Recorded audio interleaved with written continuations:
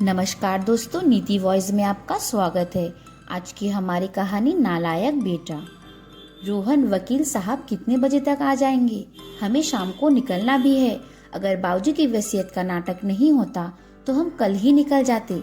बाबूजी को क्या जरूरत थी वसीयत बनाने की? सब कुछ हम 3 भाइयों का था ही, बराबर बांट लेते हम।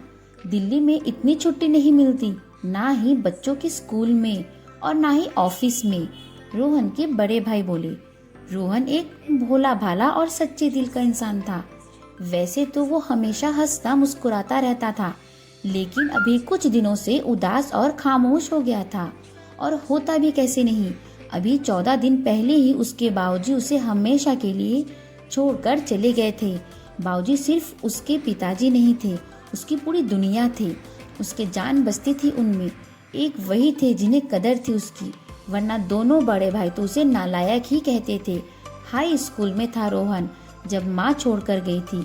उस समय भी उनके दोनों बेटे शहर में अपनी अपनी नौकरी पर थे। केवल रोहन ही था उनके पास। मरने से पहले माँ ने रोहन का हाथ पकड़कर कहा था, बेटा मुझे वचन दे, तू अपने बाबूजी को कभी अकेला नहीं छोड़ेगा, हमेशा उनका ख्याल रखेगा। रोहन ने कांपते हाथों से माँ को वचन दे दिया था। उसने कभी ये बात न अपने बाबूजी को बताई और ना ही अपने भाइयों को। रोहन के गांव में सिर्फ 10वीं तक की स्कूल था। बड़े भाई इंजीनियर थे, तो उन्होंने 10वीं के बाद रोहन को शहर बुलाया और इंजीनियरिंग करने की सलाह दी। छोटे भाई जो खुद एक डॉक्टर थे, उन्होंने भी रोहन को पूछा कि उसे जो भी पढ़ना है वह उनको बता सकता है। किसी भी अच्छे कॉलेज में उसका एडमिशन करवा दिया जाएगा। रोहन पढ़ना चाहता था, लेकिन अपनी भाभीियों के व्यवहार की वजह से उनके पास जाने की हिम्मत न पड़ती। बड़े भाई की शादी तो माँ के सामने ही हो गई थी। पहले तब भी बड़ी भाभी कभी कभी गांव आ जाया करती थी, लेकिन अब तो उन्हें गांव आने में शर्म आती है। छोटे भाई ने भी माँ के जाने के 1 साल बाद ही अपने साथ काम करने वाली डॉक्टर से शादी कर ली थी। उनको तो हमारे साथ उठना बैठना वैसे भी पसंद नहीं था। ऐसे में बाबूजी को वह रखना सही नहीं होगा और उनको गांव छोड़ के भी नहीं जा सकता अकेले। हरे काका ने तो कहा था कि चले जाओ रोहन बेटा, मैं रख लूंगा बाबूजी का ध्यान। लेकिन रोहन का मन नहीं माना और उसने आगे ना पढ़ने का निर्णय लिया। बाबूजी ने बहुत समझाया था कि रोहन बेटा अपने निर्णय पर अटल रहा। दोनों भाइयों के साथ साथ गांव के और भी लोग बाबूजी से कहते कि उनका छोटा बेटा तो नालायक निकला। बाबूजी कुछ नहीं कहते, बस मुस्कुरा जाते थे।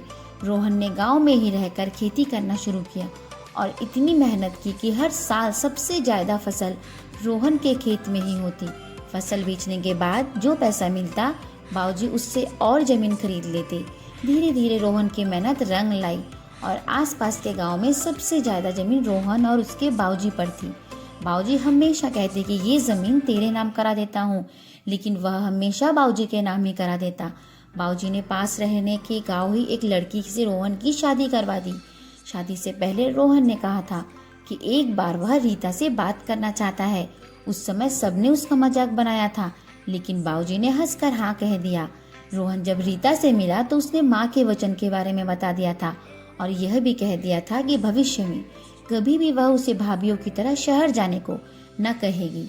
वह अपने बाबूजी को छोड़कर कहीं नहीं जाएगा। रोहन का अपने पिता के प्रति इतना प्रेम देखकर तो रीता वैसे भी उसकी दीवानी हो गई थी। वह अक्सर कहती भी थी कि वह बहुत खुशनसीब है जो उसे रोहन जैसा देवता पति मिला है। रोहन की भाभी इतनी घमंडी थी कि वह रीता को 3rd क्लास लड़की कहकर बुलाती थी। रीता ये सोचकर जवाब न देती कि साल में कभी कभी तो आते हैं ये लोग, अब क्या बहस करें इनसे। बाबूजी के तो आंखों के तारे थे रीता और रोहन। भैया वकील साहब आ गए हैं, रोहन के छोटे भाई ने कहा। सारा परिवार आंगन में इकट्ठा था। गांव के कुछ बुजुर्ग को भी बुलाया गया था। वकील साहब ने रोहन और उसकी पत्नी को भी बुलाया। बड़े बहू बेटे बहुत खुश थे, सोच रहे थे अपने अपने हिस्से की प्रॉपर्टी पेपर्स लेकर शाम को निकल जाएंगे। वकील साहब ने सबको बैठने के लिए कहा और वसीयत पढ़ना शुरू किया। प्रिय गाँव वालों, मेरे लायक बेटो, तुम सबको हमेशा यही लगता रहा कि मेरा रोहन नालायक बेटा है, लेकिन मैं तुम्हें बता दूं, उस जैसे लायक बेटे सदियों में जन्म लेते। वह मेरा बेटा लेकिन हमेशा मेरी माँ बनकर मेरा ख्याल रखा। अपनी माँ को दिए वचन के लिए उसने पूरा जीवन कुर्बान कर दिया। मुझे तो कभी पता ही नहीं चलता अगर मैं उसकी और रीता की बातें नहीं सुनता। मेरे पास जो भी कुछ है सब मेरे रोहन की मेहनत का नतीजा है। इसलिए मेरा सब कुछ और सिर्फ मेरे नालायक बेटे रोहन का है। मेरी किसी भी चीज पर मेरे उन लायक बेटों का कोई अधिकार नहीं है, जिन्होंने कभी पलट कर ये नहीं देखा कि मैं कैसा हूँ, मुझे क्या चाहिए। मैं जब जब बीमार हुआ मेरे रोहन ने मेरी देखभाल की। मेरे दोनों बेटों ने तो मुझसे मिलना भी जरूरी नहीं समझा। मेरी पत्नी के सारे गहने सिर्फ और सिर्फ मेरी बहू रीता के हैं। उन गहनों पर मेरी शहरी बहू का कोई अधिकार नहीं, जिनको हम गाँव वालों के साथ खड़े होने में भी शर्मिंदगी महसूस होती है। बाबूजी की वसीयत पढ़ी जा चुकी थी और वो सभी लोग जो रोहन को नालायक बेटा कहते थे मुंह लटकाए खड़े थे। दोनों भाई भी गुस्से में अपने अपने परिवार के साथ जा चुके थे कभी ना आने के लिए।